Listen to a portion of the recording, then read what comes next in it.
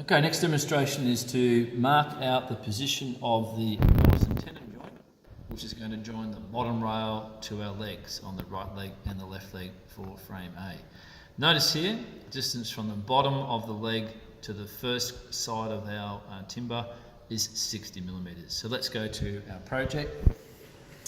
Notice here I've set everything out as we've done before, face and edge marks all facing in and all pointing up like so.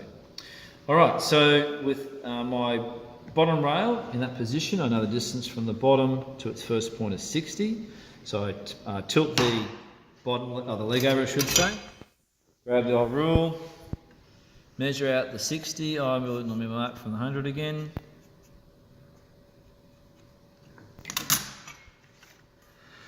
Then using the tri-square, square that across. Oh, am I right, sir? Am I holding this square correctly?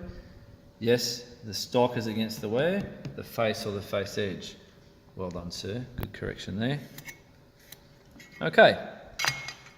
At this point, we know that that joint, being a Mortise and Tenon, is going to end up being in there like so. So we now need to mark out the width of the bottom rail from this line here. So same technique we used for the top rail. We're going to slide the tri-square along, place our timber in its correct position until the timber just covers the pencil line or half covers it like so. Take the piece of timber away. Nice sharp pencil. There we've got our timber marked out. We need to square those lines around. So like we've done in the past, stock always on the face or the face edge. You're getting good at this by now because you've done this a few times with your top rail. Remember, the stock's always either on the face or face edge, so it's on the face there.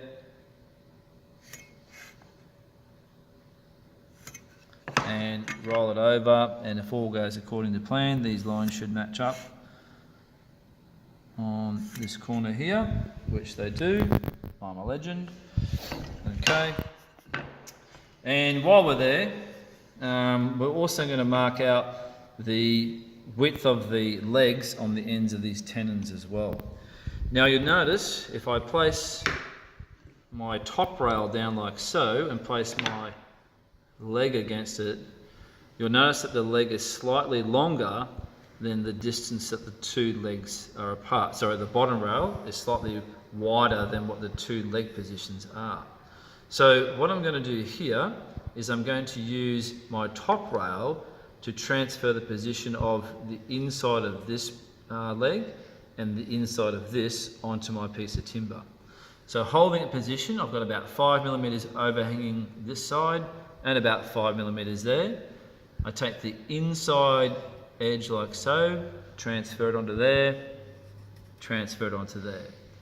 That way I'm guaranteed that if this becomes my shoulder for my tenon, when this all goes together, the distances between the two legs will remain constant. Okay, if we don't, we could end up with big bowed legs and looking super ugly. Okay, same thing as before. Face and edge mark. Square that around. You do this on both ends. I'm just going to do it quickly with one end. Around we go. And there's the face. Happy days. Okay. So this is on the leg. This is the hole in here is commonly referred to as a mortise, and the tongue, or another name for it, is the tenon, is the part that's going to go into the mortise. So we're now going to use a mortise gauge, similar to what we did for the top rail, to mark out the thickness and position of the tenon and the mortise. Cut.